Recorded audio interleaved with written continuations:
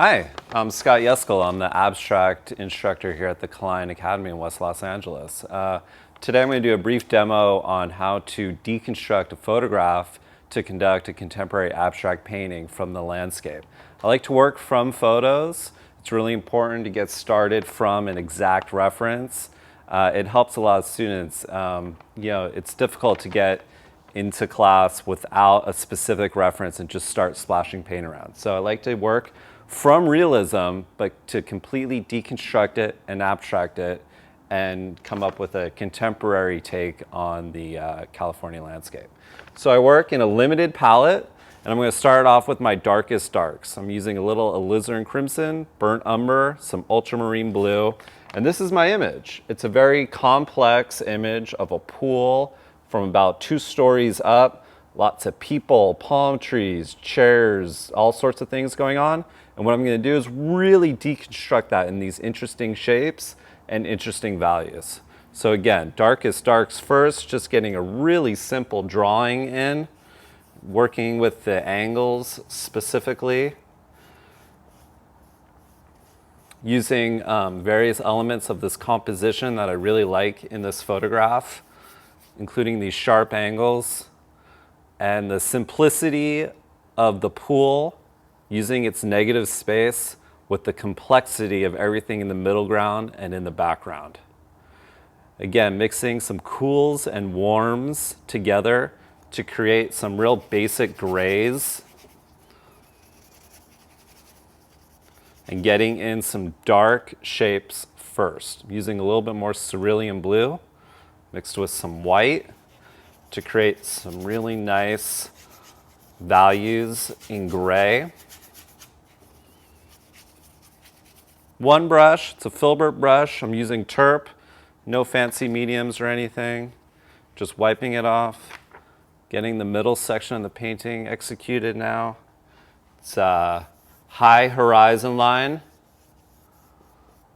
Some various brush strokes to indicate some elements. Again, not painting the chairs, not painting the awnings, the palm trees, the guy in the Speedo right here. We're just really deconstructing the image. Really super loosely. This class will really force you just to squint your eyes and loosen up. And getting in the background with a little bit more of the cooler colors, adding a little bit more of the alizarin crimson, that cool purple. And getting in just the shape of those mountains, not too interested in the exact dimensions of them.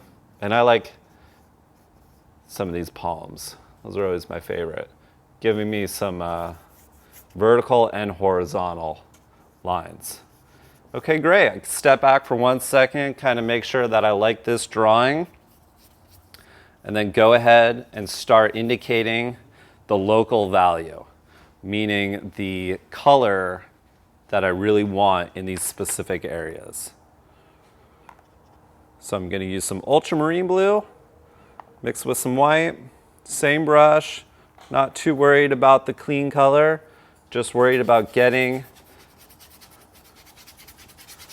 the value, but most importantly, the drawing in. I'm going to keep jumping around here. I'm going to use some of this yellow ochre mixed with the white, a little bit of orange to get in this plane of the ground. Again, just filling in the puzzle pieces here.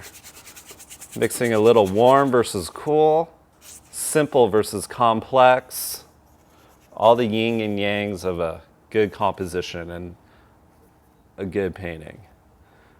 Again, some of my cooler colors in the middle ground here. Really bold, big, scrubby brush strokes.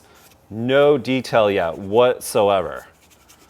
See how easy that is? I'm going to actually add a little bit of green. So some yellow. I use CAD yellow medium. That's my favorite yellow in this limited palette.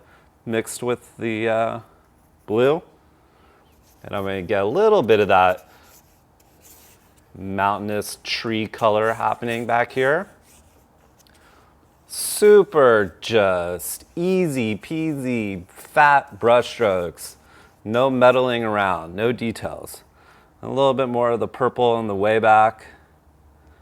We're going to talk a lot about atmospheric perspective, how to indicate mountains, stuff that looks far in the distance, and that bright sky, just a lot more white. And you could see this limited palette. I'm mixing like crazy, but you could see how well all these colors mix together. And even though all the colors are really going into each other, there's not a whole lot of mud. So once I get the sky value in, I'm going to go ahead. It's a little darker than the previous ones, but I like it. It adds the mood that I've been looking for. Kind of a warmer sky.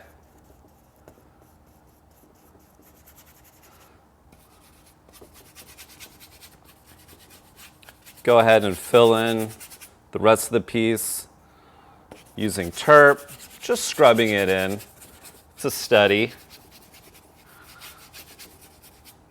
And last but not least, once the paint settles in a little bit, that's when you really want to go in with some of the more complementary colors and the real poppy colors on this limited palette. I love Cad Red Light. It's my favorite color to use, as well as Cad Orange. I'm actually going to mix both of those together and just create some really beautiful indications of where those awnings lie, and even some fun stuff here in the middle ground, same color, just sort of differentiating the space.